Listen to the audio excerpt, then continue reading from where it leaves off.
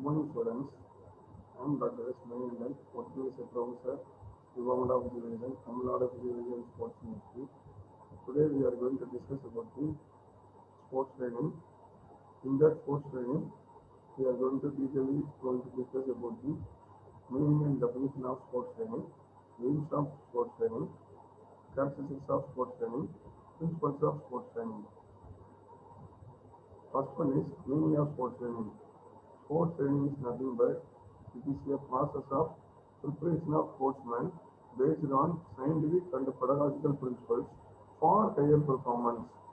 Normally, the primary aim of the sports training is to increase the performance of the sports person.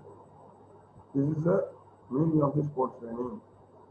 It is the total process of preparation of sportsmen by different means and forms like developing physical fitness, techniques, tactics, cognitive, volitional, perceptual abilities, personality traits, positive beliefs, values, attitudes, and interests for training and competition.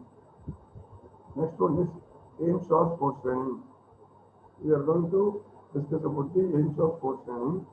The primary aims of the sports training is to improvement of the physical fitness. If we are want to give the training to the any type of sports person, the primary aim is to improvement of the physical fitness. Second aim is acquisition of motor skills. Third one is improvement of tactical efficiency. Fourth one is give education and improvement of mental capabilities. These are the four important aims of sports training. Next one is characteristics of sports training. First characteristic is sports training is performance and competition oriented process. If we are giving training to the group of people, the primary first characteristic is performance and competition. What type of competition we are going to participate?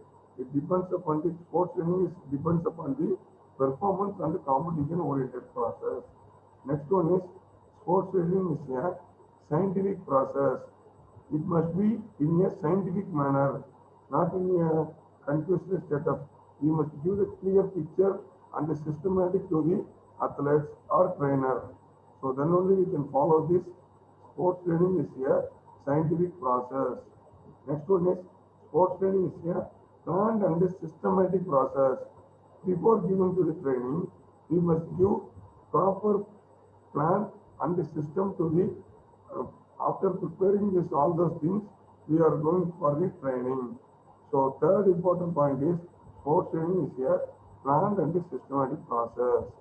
Next, fourth one is sports training is a unified process of education and performance improvement. Normally, sports training is a uniformity must be there. If without uniformity, if you are giving in the underlevel training, there is no use. So this point is very important. Sports training is a unified process of education and performance improvement. Next point is in sports training, the daily routine life of the sports person is controlled. The sports training controls the sportsman for improve their performance. So in this point, in sports training, the daily routine life of the sportsman is controlled. Next point is in sports training, the coach has the leading role. Compare than player and other spectators in sports training, the coach has to implement all those program, plan, and program schedule, everything. So in sports training, the coach has the leading role. Next point is sports training aims at the exploitation of human gifted reserves.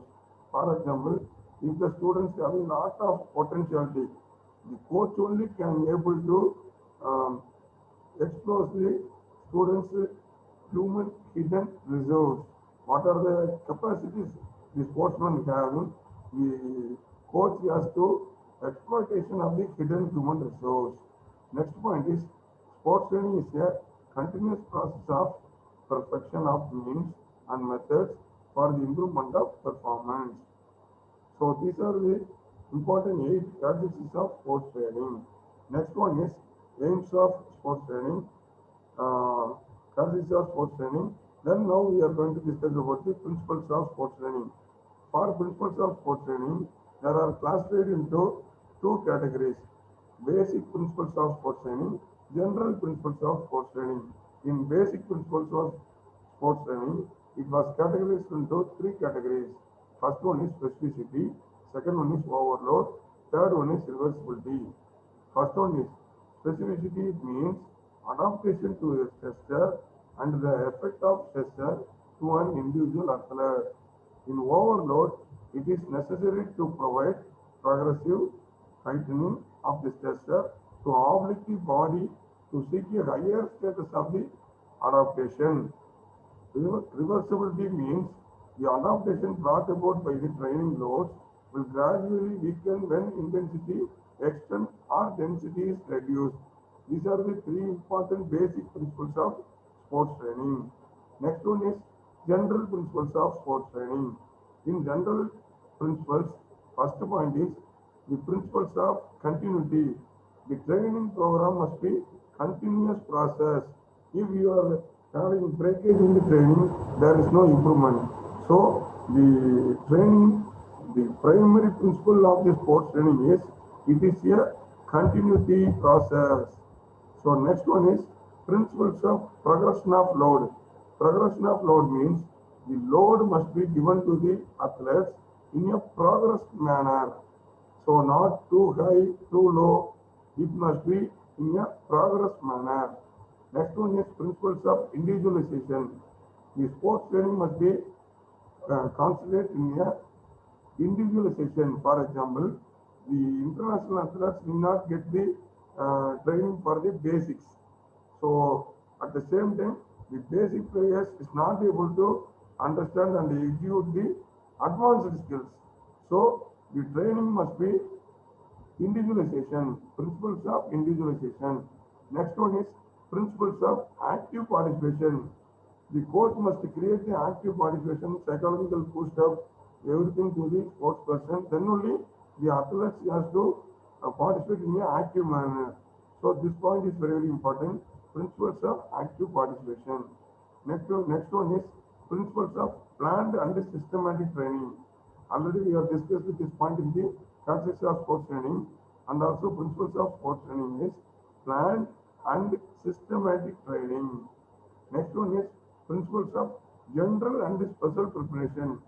The coach must be prepare the athletes in general in nature. For example, the players must have the general physical fitness, having the knowledge about the basic rules and regulations. After that, the coach can move to the specific preparation. That means the coach can give the motor fitness components training for the specific type of, for example, the position of play depends upon the position of play, how much the potentiality needed for that particular position. The coach has to give the specific type of some preparation to the suitable athletes. Next one is principles of clarity.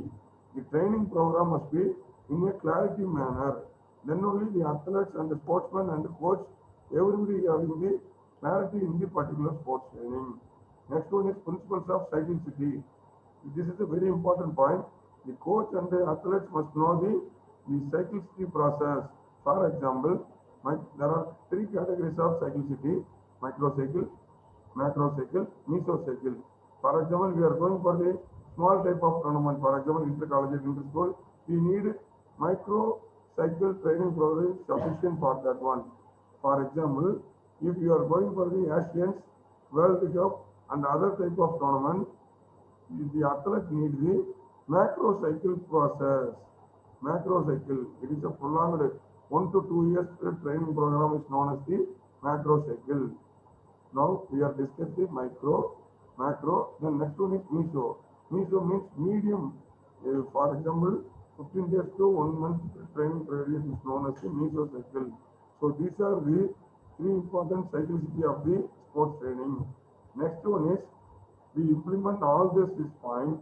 Finally, for what purpose we are working for this sports training? To prepare the principles, ensuring the result, to prepare the athlete for higher performance. How can we identify the higher performance?